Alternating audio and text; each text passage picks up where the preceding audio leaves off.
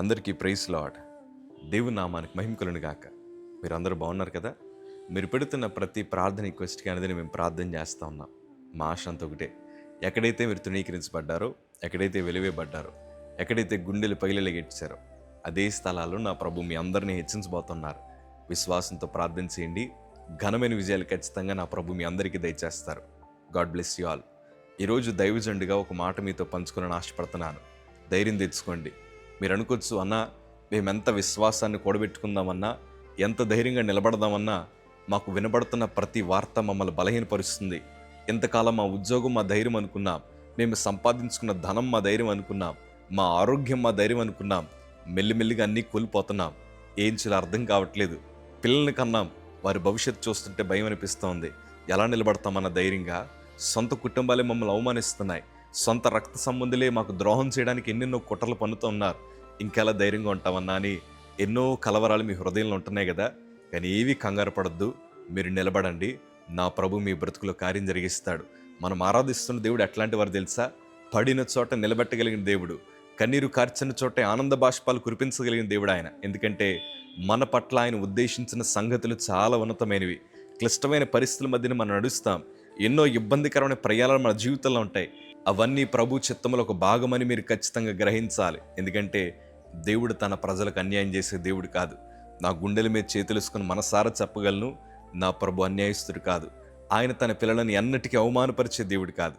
దేవుని వాక్యాలు చాలా అద్భుతంగా రాయబడిన మాట యెషయా గ్రంథము 55వ అధ్యాయము 8వ మాట చదవగలిగితే, నా తలంపులు మీ తలంపుల వంటివి కావు, మీ త్రోవలు నా త్రోవల వంటివి కావు, ఇదే యెహోవా వాక్కు. ఆకాశములు భూమిపైన ఎంత ఎత్తుగా ఉన్నవో, మీ మార్గముల కంటే నా మార్గములు, మీ తలంపుల కంటే నా తలంపులు అంత ఎత్తుగా ఉన్నవి. ఈ వాక్యం చదువుతున్నప్పుడు నాకు అర్థమైన విషయం ఏంటంటే, ప్రభు మన పట్ల కలిగి ఉన్న ఆలోచనలు చాలా ఉన్నతమైనవి. మీ ఊహకి నా ఊహకి ఎన్నడూ అందని ఆలోచనలు అవి. వాస్తవానికి చెప్పాలంటే మన భవిష్యత్తు కోసం చాలా ఎక్కువ ఆలోచనలు మనకు వస్తూ ఉంటాయి. ఇంత జీతం రావాలని, ఇంత గొప్ప వ్యాపారం చేయాలని, పలానా కాలేజీలో చదవాలని, పలా వ్యక్తిని వివాహం చేసుకోవాలని మన తలంపులు ప్రతిరోజు రకరకాలుగా ఉంటాయి. కానీ మనకంటే ఎక్కువ మన ప్రభు మన కోసం ఆలోచిస్తున్న సంగతి ఈరోజు చెప్పడానికి నేను చాలా ఆశపడుతున్నాను. ఆ మాటే నాకు ధైర్యాన్ని ఇచ్చింది. ఎప్పుడైతే ఈ మాట నేను చదివానో నా ప్రార్థన మార్చుకున్నాను. నేను ఎలా ప్రార్థించడం ప్రారంభించానంటే, ప్రభా, నా ఆలోచనలు నశించాలి, నీ ఆలోచనలు మాత్రమే నా బ్రతుకులు నెరవేర్చబడాలి, నా మార్గాలు చెరపబడాలి, నీ మార్గంలో మాత్రమే నేను ప్రయాణం చేయాలి, నా ఇష్టాలన్నీ తొలగిపోవాలి, నీకేది ఇష్టం అది మాత్రమే నా బ్రతుకులు నెరవేర్చబడాలి. ప్రభా, నేను అడిగిందేది నాకు ఇవ్వకు ప్రభా, ఎందుకంటే నేను మనిషిని కదా. ఈరోజు ఒకటి అడిగితే రేపు మరలా ఊరు మారేసరికి, ప్రాంతం మారేసరికి మరొకటి అడుగుతాను. నా అవసరాలు ఏదైతే ఉన్నాయో వాటిని మాత్రమే నీ దగ్గర అడుగుతాను.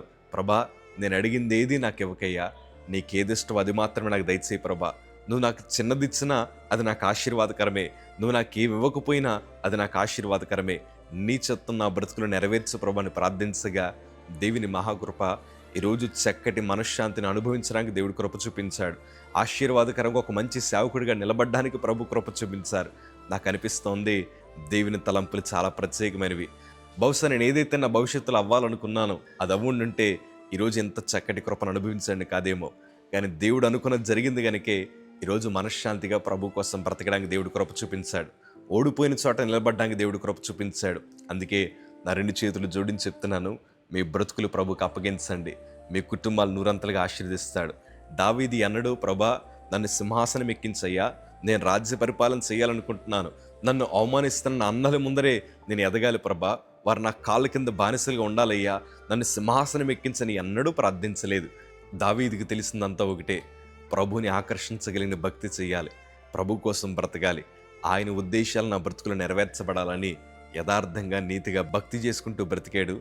దేవుడు ఎవరు ఎక్కలేని ఉన్నతమైన సింహాసనాన్ని ఎక్కించాడు. సింహాసనమే కాదు, ఒకరోజు క్రొత్త నిబంధనలో త్రోవ ప్రక్కన పడిన గుడ్డివాడు అంటున్నాడు కదా, దావీదు కుమారుడా నన్ను కరుణించు.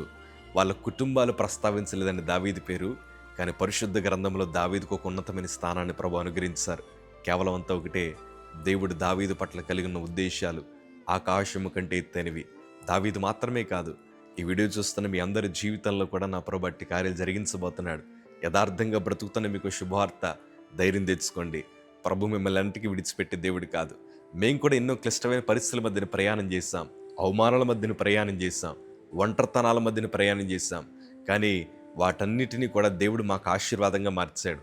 కీడు వెనకాల దేవుడు మేలు దాచుంచాడు. ఈరోజు మీకు ఎదురవుతున్న ప్రతి అపాయము అది మిమ్మల్ని పాడు చేయడానికి కాదు, కానీ మిమ్మల్ని మెరుగుపరచడానికి, మీ విశ్వాసాలను బలపరచడానికి, ప్రార్థనకి ఇంకా మరింత దగ్గర చేయడానికి, దేవుని శక్తిని మీరు రుచి చూడడానికే తప్ప మిమ్మల్ని ఎంత మాత్రం అవమానపరచాలన్న ప్రభువుకు ఉద్దేశాలు లేవు.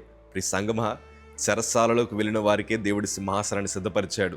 సింహాల బోనులో వెళ్ళిన వారికే ఘనమైన సాక్ష్యం దేవుడు అనుగ్రహించాడు. అగ్నిగుండంలో ప్రయాణించిన వారికే దేవుని శక్తిని రుచి చూడడానికి దేవుడు కృప చూపించారు. ఈరోజు మనకు కలుగుతున్న ప్రతి అపాయము అది మన ఆశీర్వాదం కోసమే. ధైర్యం తెచ్చుకోండి. అపాయాల్లో చాలామంది దేవునికి దూరం అయిపోతూ ఉంటారు, ప్రార్థనకు దూరం అయిపోతూ ఉంటారు. కానీ ఇలాంటి తప్పిదం మనం చేయొద్దు. ధైర్యం తెచ్చుకుని నిలబడండి. దేవుడు రాబో దినాల్లో మీకు ఏ వాగ్దానం ఎత్తిచ్చారో ఆ వాగ్దానం నెరవేర్చి స్థిరపరుస్తారు.